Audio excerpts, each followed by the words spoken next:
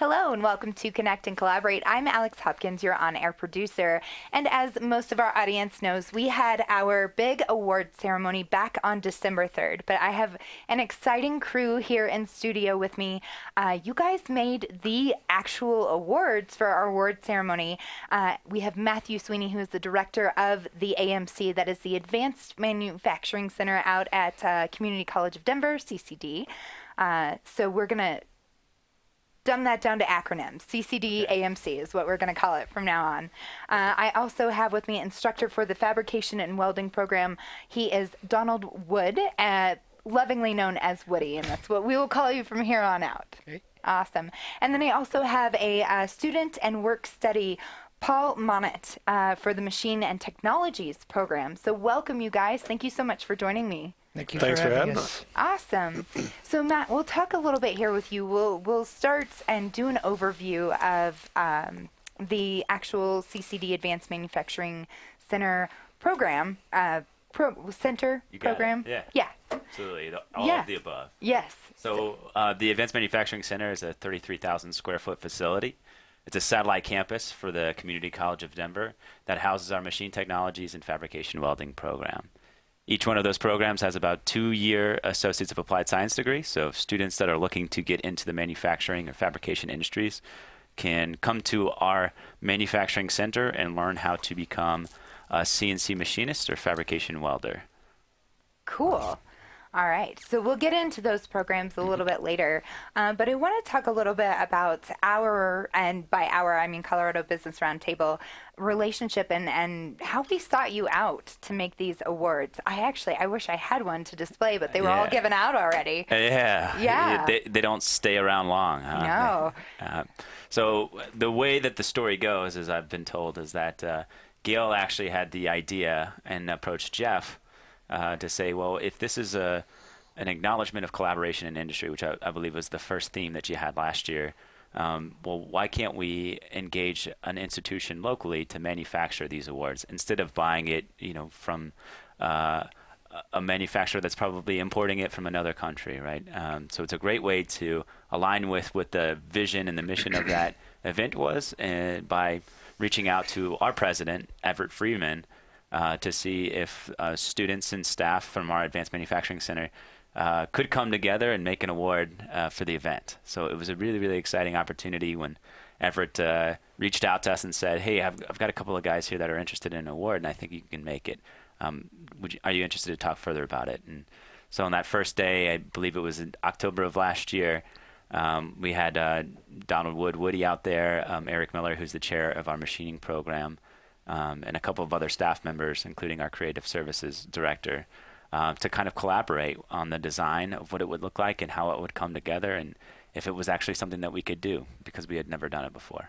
Awesome. And I have to say that they turned out amazing, and I think the vision that we had for them was beautifully executed. Yeah. And so just for audience purposes, and I will get a picture up. Yes, exactly. But there's a mountain range, and it just looks beautiful, and it's heavier than I thought it was going to be, which was the surprising part of it. And I think everyone that won the award went up to gather it, and they kind of were like, yeah, exactly. They weren't expecting that. But let's talk a little bit about the transition from last year's award to this year's. Yeah, because we added a new piece, right? Yeah, we did. Yeah. So last year, again, the theme was collaboration in industry, and the shift this year was champions in industry. And so when we put it together last year, it was about how quick can we do it to meet the deadline, to come together. But this year, we were able to engage with another staff member in our CNC machining program.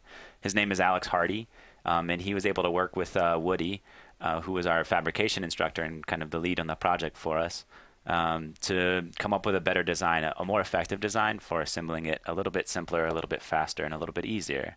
What it also introduced is a new component to the design, which was a 3D printed spacer. So Alex, you mentioned that there were mountains on the award, and there are 3 different mountains, and they're separated with a spacer in them. And previously we had used a steel bracket to be able to separate them, but this time the design allowed us to introduce a 3D printed part. And for that 3D printed part this year, for the design of the award, we were able to engage one of our Denver Public Schools high school interns that was with us to design and 3D print the part for us on the awards. Awesome. And it looks really awesome too. But tell me, is the 3D printing like a new thing that you offer at the school? Well, we have at the school a 3D printing certificate for students that are interested in it. Cool. It's aligned with our engineering graphics program, which is focused on CAD modeling, essentially.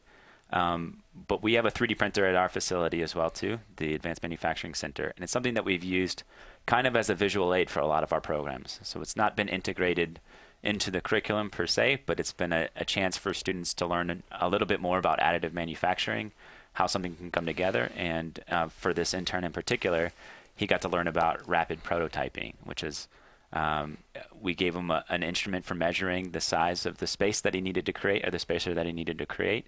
And he had an iterative process of designing something, printing it, seeing if it fit, talking to Woody, understanding that it didn't fit, going back, redesigning it, and then printing it again. And so he probably did about 3 versions of that until he got it right. But it was a great experience for him. Oh, I bet. Yeah. So I'm going to turn here to you, Woody, and walk me through this. So you were here last year with us for the first set of awards that we did. Yes. But talk about the transition from this to the 3D printing and all of that. How was that experience for you from the first year and just trying to get it under the gun versus this year having a little more time and new?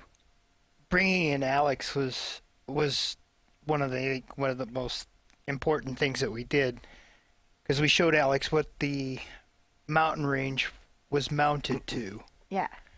And he said, "Well, I think we can simplify it." I said, "Okay, let's do it." So he came up with a design, was able to reduce the amount of nuts and bolts that attach the mountains. Where now we have a part that is not hand machined, which last year's part was hand machined, is now machined on a CNC.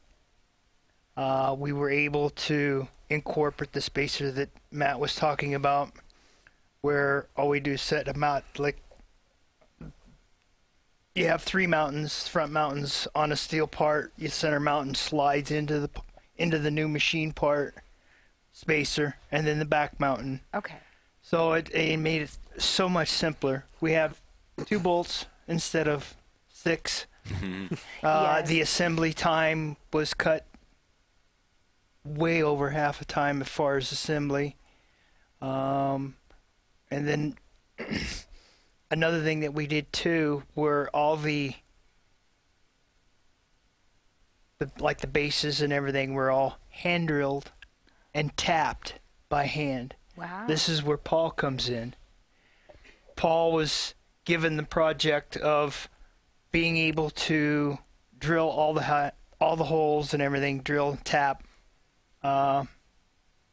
programmed instead of by doing it all by hand.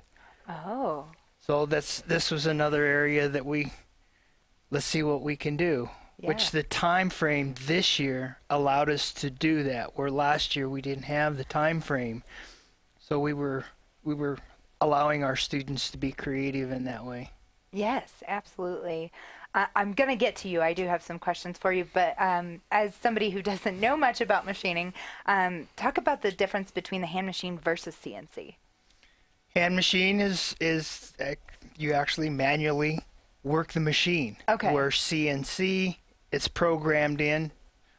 Someone has to either do a computer type generated code, or they actually, as Paul was doing, actually hand wrote the code itself. Being educators, I think this is a great opportunity to quiz our machine technology student about the difference between conventional machining and CNC Yeah, it sure sounds like it. Yeah, let's go. Yeah, well, with conventional machining, what they're referring to is that you're moving the part or the cutting tool with hand wheels and hand controls. And it means you have to manually adjust not just where the part is, not just where the workpiece is, but how the machine behaves. It's like how fast the spindle's spinning and cutting speed and feeding into the material. And then with the CNC machine, it's all figured out ahead of time and then built into a program. So you wrote that code. And by wrote, I mean with a pencil. Right. Wow. I don't mean I got into some software and generated a program from a drawing. I sat down with a pencil and a paper, and I hand wrote the alphanumeric codes and everything that tells the machine how to behave and how to make the part and how to run the part. That's amazing. I think so. Yeah. So yeah, I guess obviously when I think of manufacturing, I always think of working with my hands anyway, right? So I guess I didn't think much about there being space for coding, right? You're still working with your hands. You obviously wrote that code, that numeric code. Yeah, I by held hand. the pencil with my hand. Yeah, sure did. But that being said, you still implemented it, and there's a lot of computer work that can be had here. Yeah. Sorry. There could be. I haven't learned it yet. Okay. So, yeah. With this trophy project, the work I did with the CNC machine, the CNC manufacturing, I was learning it and implementing it as I went along. So as the trophy project came to me, I didn't know what it was for. I just knew there were some parts that needed to get manufactured, and it seemed to me that running them on a manual machine would just be an inferior process to doing it with a CNC machine, doing the CNC programming. But I was learning the code in the morning and then writing the program in the afternoon. That's amazing. So yeah, I guess we should differentiate here. So you are a student as well as work study. And so to explain that a little bit more, you go to school during the day and then you work at night, and you do get paid for that, which is nice. Yeah. But so you got to learn and write these things down and then literally see it go into action later on in that afternoon. With very little guidance. Which is how it should be. That's how you learn. Yeah, you don't need someone to hold your hand for learning. No, and that's one of the great things about AMC. Well, absolutely. And I think, what's beautiful about manufacturing is that you're always trying to find a way to build something better, faster, cheaper, right? And so it's a constant problem-solving process, right? And what occurred during this year's award, or the development of this year's award, is that we could not only introduce kind of new minds to the design and development of the process, the manufacturing process, but they also brought their own perspectives into it, right? And so Woody mentioned the instructor, Alex, who said, well, why don't we build the part this way? Because I think we can assemble it a lot quicker. And then Paul brought his perspective into it too, because as he is going through the coursework and learning more about CNC machining, he's starting to understand, well, hey, a process can be executed a lot faster and more efficiently through CNC. So as he was stepping into it, he was able to kind of use this project in his work study capacity to go even further in his education or his learning about kind of the value of CNC and what it can bring in the manufacturing process. Cool. This project put me well ahead as a CNC programmer. Mm-hmm. Well ahead. I love hearing that. I'm glad we were able to help you with that. No. Glad you were too. You mentioned, though, that you didn't know that you had pieces to make, you didn't know what it was for. Do you not tell your students that this is actually going to be on display and in people's trophy cases? Sometimes we get a lot of projects that come through our way, and sometimes what you can find, and this is also true of the manufacturing environment in general, is that each different functional area can exist in a silo, right? So if you're a machinist, you might just get a blueprint for one part of a full project. That would have been great. That would have been great, yeah. You might get a blueprint. You might not get a blueprint. I got some verbal descriptions. That's helpful. Yeah. Not as helpful as a blueprint. So like just as in the normal manufacturing environment, you can also see it in a micro scale with this project, right? Which is that you might only be told, like, this is the only part that you're doing right now. And then somebody might come to you a little bit later and saying, okay, here's another part. And you may never know that those two parts are part of, a larger project. You might just be told, do this part right now, focus on this, get this one done, and then we'll come to you with something next. Or if it's wrong, we'll come back to you and ask you to do it again. So sometimes there is a full exposure. Some get a bigger picture. Others just get the smaller picture because they just want to know, well, what do you need from me right now at this moment? Others need to know, well, what is this contributing to and where can it be? So Paul must have been one of the students that got a little sample. I was very preoccupied with producing the part the way it needed to be produced. And where it ended up or whose shelf it was going to go on was less at the forefront of my mind. Yeah. It's certainly significant. That's important, but making it right is just takes up my focus. And that's what matters, essentially, right? Even though you may not know the whole picture of what it's involving, your focus needs to be on that one part and making sure that's perfect, right? Well, yeah, there was a risk with the method I used because I knew we were going to need 18 of them, and I did the prototype on just a manual machine. And if you're just making one of something, a manual is often the better way to go. It's just a little more efficient than writing the program or doing the code.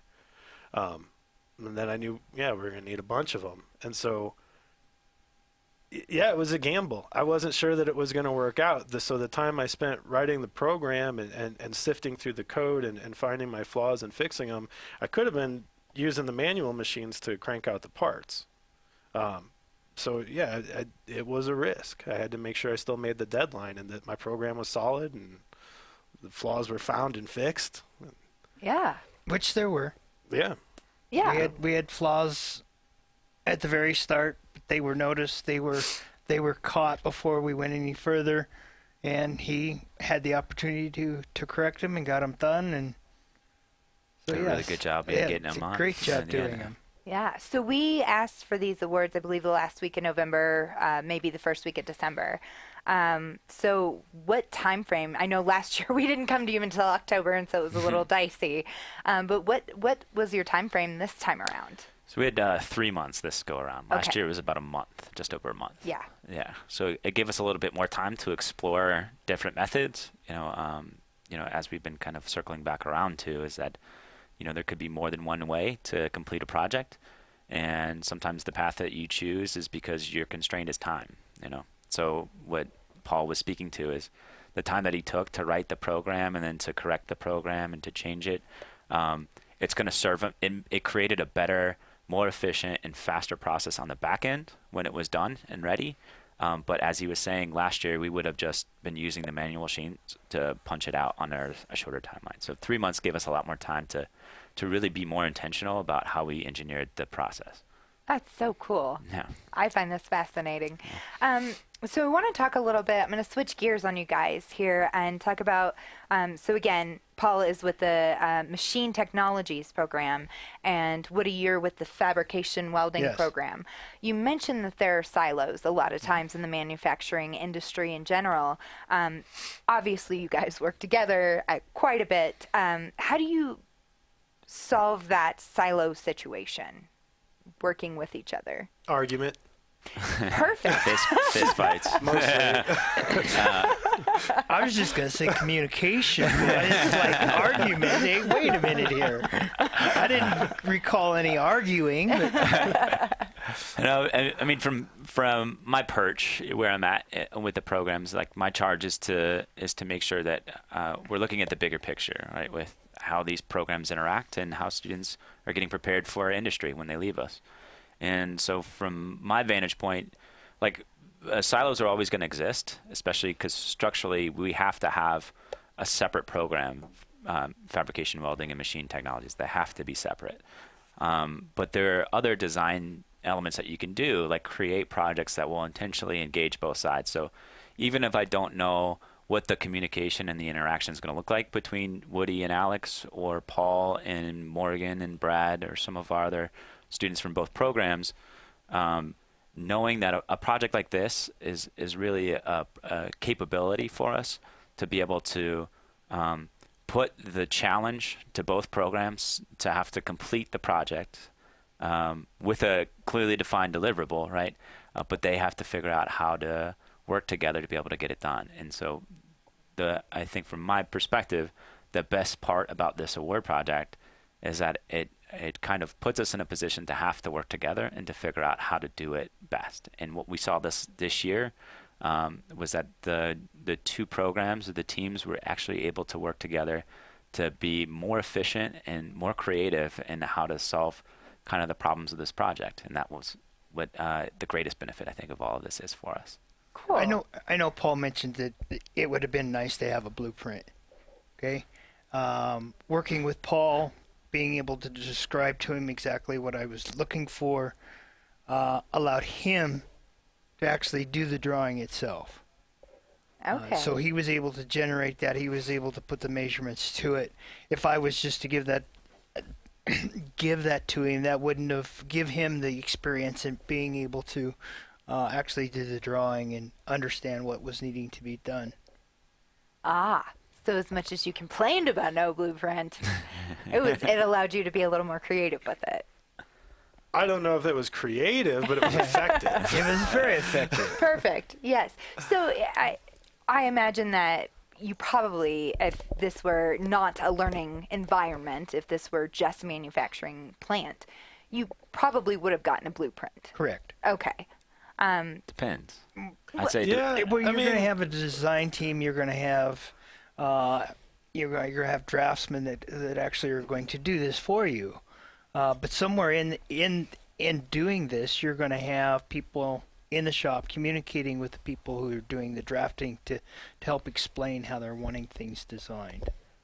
Gotcha. So that being said, so he tells you what he wants. Was it up to you to decide if you wanted to do the hand machining or the CSC program? Yeah, that was up to me. Okay. In fact, I would say it was sort of suggested that I go ahead and just start cranking them out on the manual machines.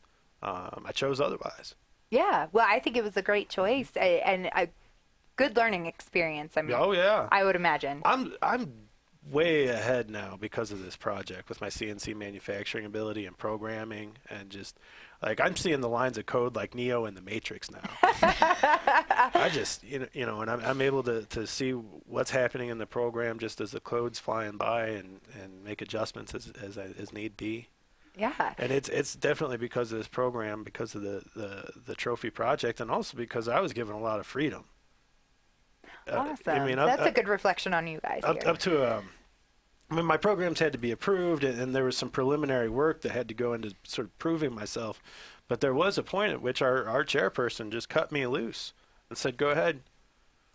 There's a $250,000 CNC machine. Don't break it." That's a lot of weight on your shoulders, but I'm glad you had the confidence to follow through and feel good about it. How long have you been in the program?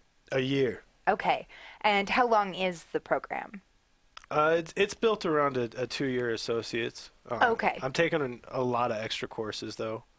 Oh, good for you. Yeah. So it would be an associate's degree that you're earning, or is this a certificate? Yep. Okay. It's an applied sciences associate's degree. Yeah, CNC manufacturing. Cool.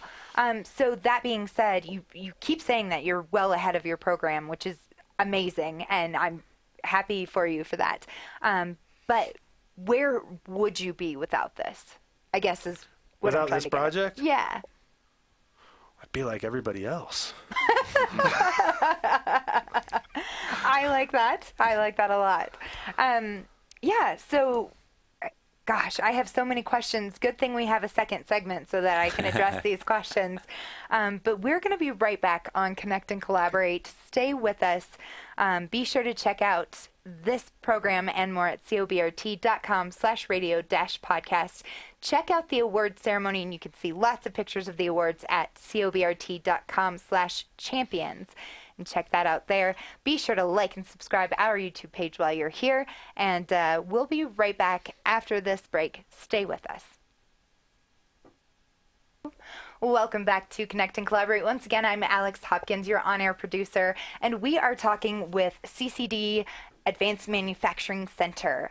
We have Matthew Sweeney, who's the director of AMC, and we have two new guests in studio with us. We have Brad Brines. He is a part of the student/work-study fabrication welding program, as well as Morgan Littleton, also student/work-study in the fabrication welding program as well. So welcome, you guys.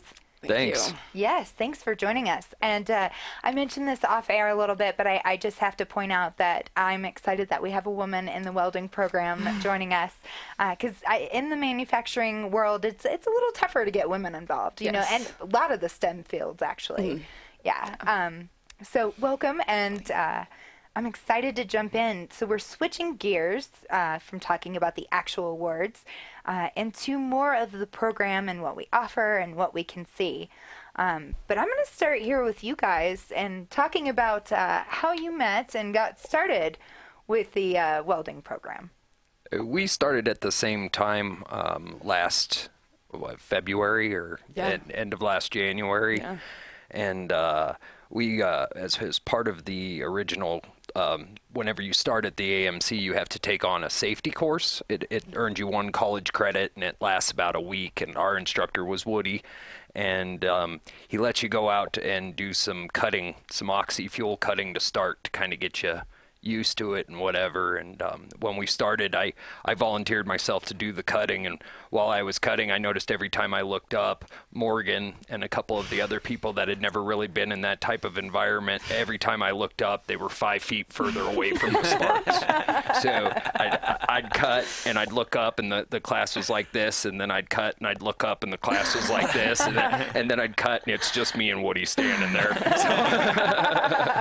So we've been doing it ever since then. Yeah. I didn't have my steel-toed boots on. Oh, that's what it was. Yeah. Yes. Yeah. Well, and you mentioned off air too that you hadn't had any experience with welding before this. So tell me a little bit about your motivation behind joining the program.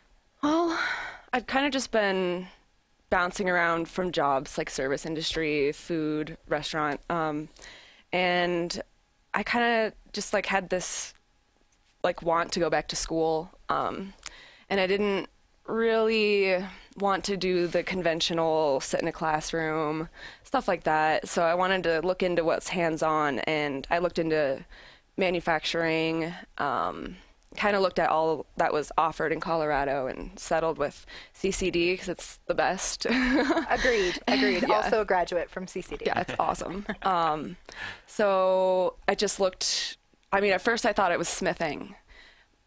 Wasn't, and it turned out I just loved welding, and it was a really cool and empowering experience. Like the first day, just getting in there and welding for the first time. It was cool. I bet. Now, did you have your steel-toed boots I did, at that point? At that point, yes. Awesome. They gave us a weekend to prepare. So where can I start? And obviously you started with CCD. I know that my producer mentioned watching some YouTube videos, joining the welding subreddit.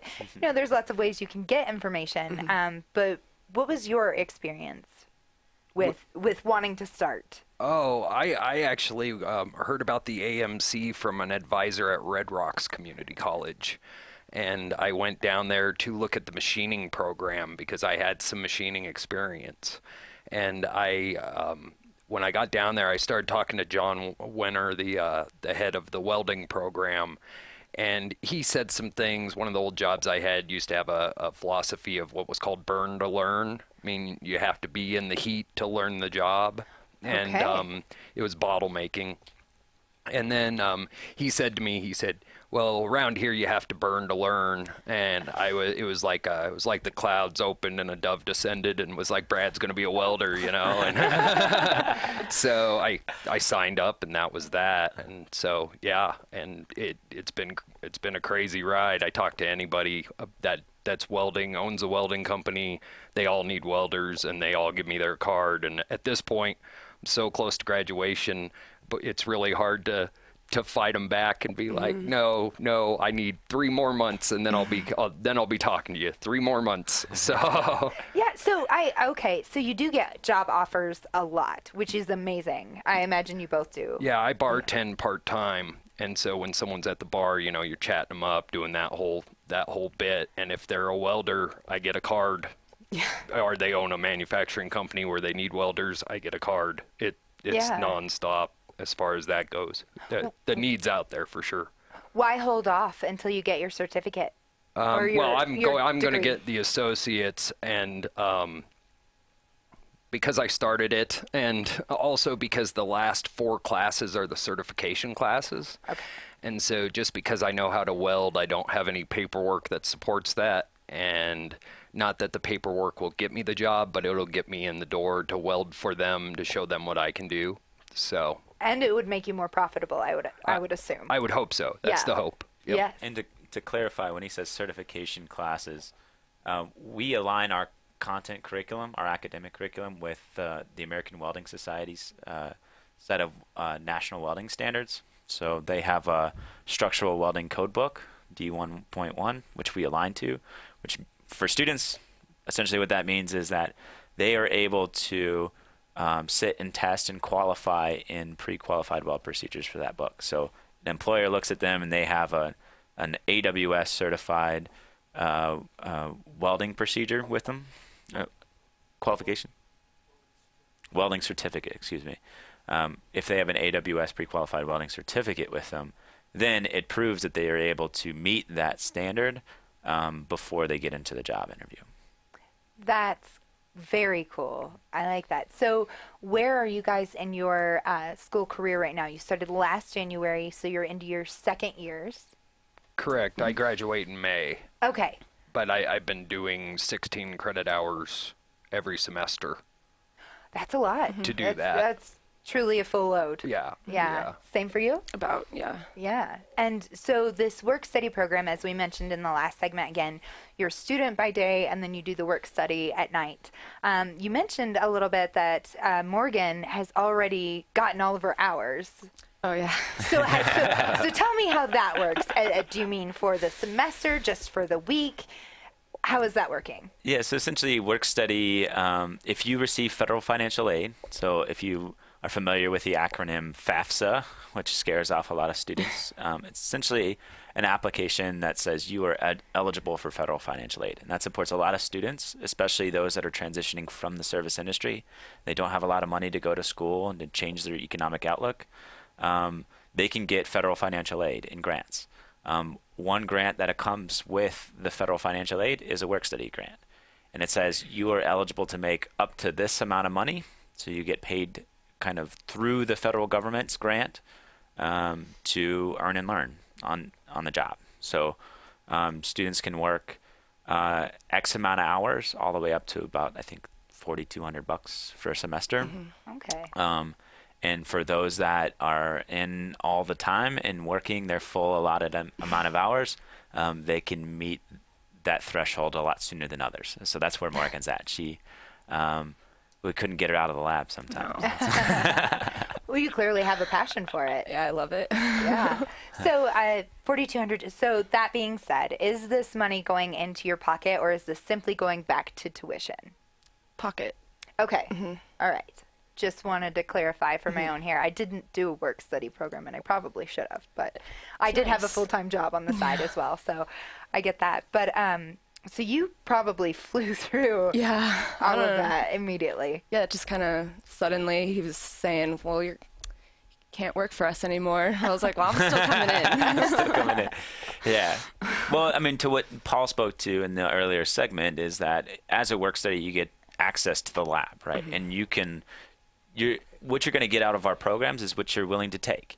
So the work studies get more access during times when classes aren't in session. They can access more machines that students wouldn't be able to access if they're not in the class.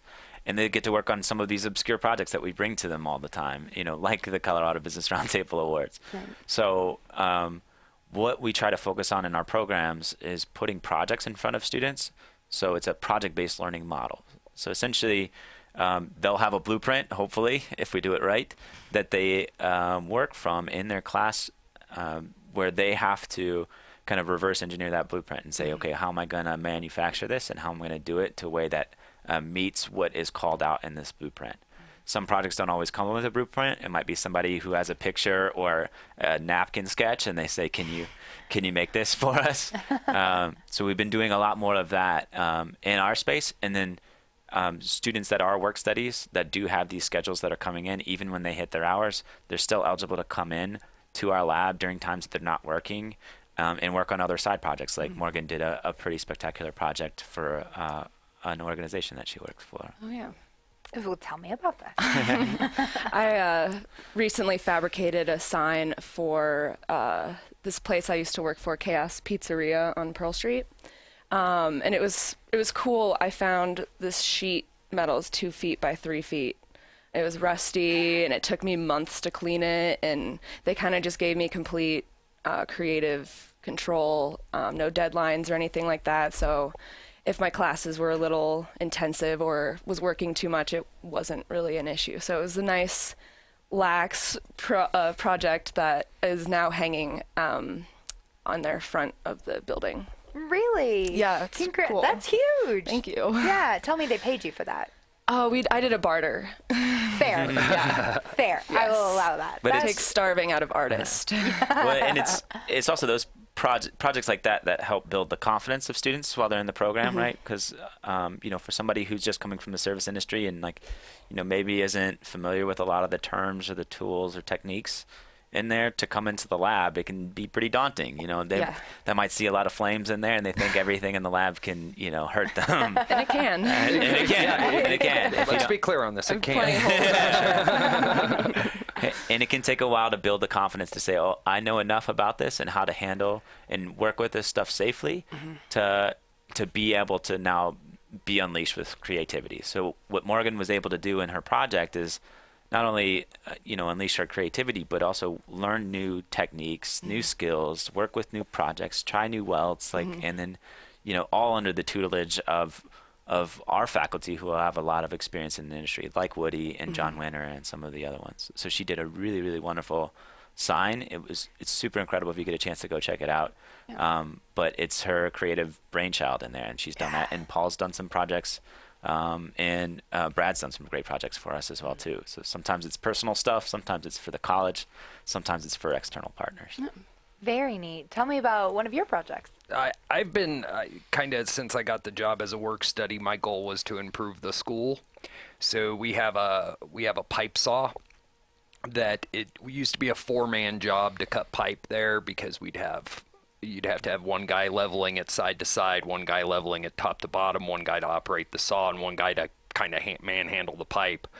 So John Winter come to me with a napkin sketch, actually, of a roller table for the pipe saw, 10 feet long behind it, with some rollers on it. Worked with some guys at night in the machining department to machine down some rollers for me, just some solid stock that we put into some stainless steel tubes, and then I welded it all together pretty much. So wow. So now one person can manually operate that saw. So that's very intriguing to me. So not only can you do projects with the welding, you can improve upon what you've already got in the shop. Right, and doing stuff like that, the working with stuff like that, where it goes, the extra level for us work studies is the difference between me and a normal student. A normal student can operate that saw. I can take it apart.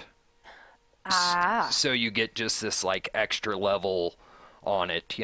Normal students can operate a welder. We can replace parts on the welder if we needed to, and it's just from that repetitive usage, that other students don't necessarily get, because they're spending their time actually welding. Okay. Where we get a little more exposure to the auxiliary equipment, the plasma table, the pipe saw. We have lots of saws. So there's really no reason not to do the work study, right? Yeah.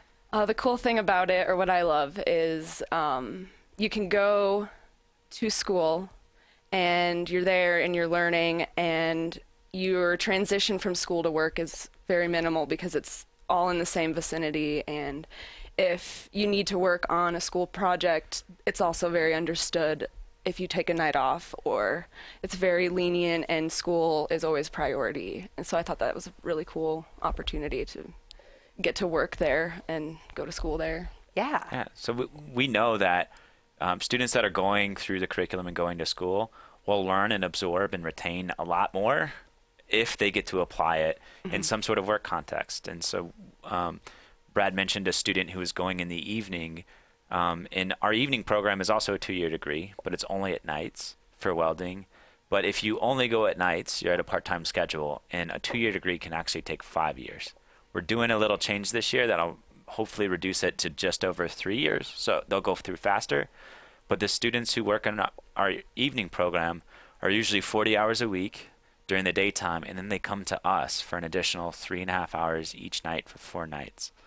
Yeah, so they're getting work experience where they're at in their manufacturing environment. Most of them are there. Not everyone gets a chance to kind of earn and learn like that, and that's also a very grueling schedule. So for those that maybe are looking for a space to build more confidence to get into the manufacturing environment, or want to be able to help improve the program or the operations within the program, they can look at work study positions in each of the programs as a way to not only get more familiar with equipment that would be in a normal manufacturing environment, but also help out the program and build confidence along the way. Neat. I like that. So we're earning, we're burning, we're learning. Yes. Yeah. So all three of those. But the important piece there is the learning piece, right? Yeah. So you've mentioned that you can work on some projects that, maybe your old employer asks you to do, or you can work on projects that somebody within the shop asks you to do. How much leeway do you guys have to do your own projects versus what's on the curriculum? The curriculum always comes first. I'll set it up, and then you can knock them down. There. All right, essentially, so we're project-based, and the way that we run our program, especially in the fabrication welding side, is that the entire course is available to you on an online learning platform that we have that students can continue to go back to. And each day has a schedule for what you should be doing each day. So sometimes you might be working on a project, doing a quiz, looking at some assignments online, or getting a demo from an instructor. So students have the opportunity to actually start at that day and then go as far ahead as they want to while they're there.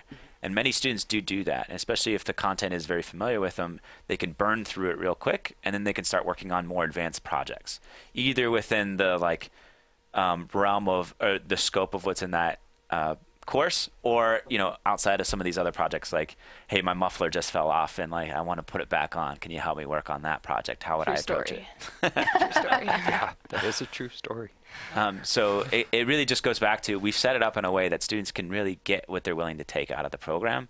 So a C student is going to get C money coming out of this program, and an A student is going to get A money. So someone who goes ahead in the program will get challenged with more complex projects, will get engaged in different techniques, and if they want to spend extra time in the lab, they're just going to learn more and more and more. So by the time they do get out into the work environment, they're going to be well prepared and well seasoned for what's ahead.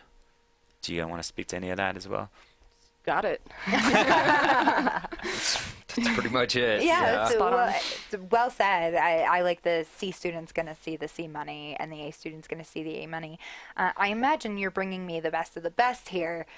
Do you run into a lot of issues where your C students aren't getting great jobs? In each environment, it's a little different, because so every semester we have an event called our Manufacturing and Mixer. And the Manufacturing Mixer is an opportunity for us to invite our community partners to come in and meet and mingle with students. So before we were doing this event, it's kind of like an informal networking between students and employers. And it's a great way for students to interview a lot of different employers, and for employers to interview a lot of different students. And before we were doing that, we find that actually this is a very good organic way to find culture fit and to help students to navigate, well, this company is going to pay me more, but their benefits are a little bit less. And this company has better benefits, and I want benefits right now. Or vacation time, or supervisory, or work, or growth, or all of these other things that could be available to them. Before we did that, it was usually an employer calling up and saying, hey, do you have a welding student for me? Or, someone giving us a card and hey, do you have a welding student or a machining student for us? And we would say, Paul's looking for a job right now. How about you talk to Paul? And sometimes that fit wouldn't go well, right? So students would get into jobs, and either the culture fit wasn't there, the responsibilities weren't there, the work environment or motivation just wasn't a good fit. So sometimes you would get employers that would say, well, this student isn't really engaged the way that I want them to be engaged, or they're not doing what I want them to do.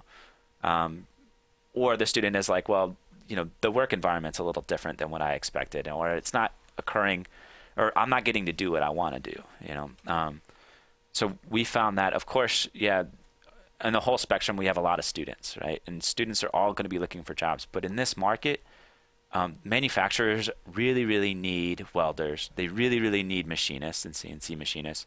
So it's a great time for students to be in this industry because they get kind of the pick of the litter with where they're at, right?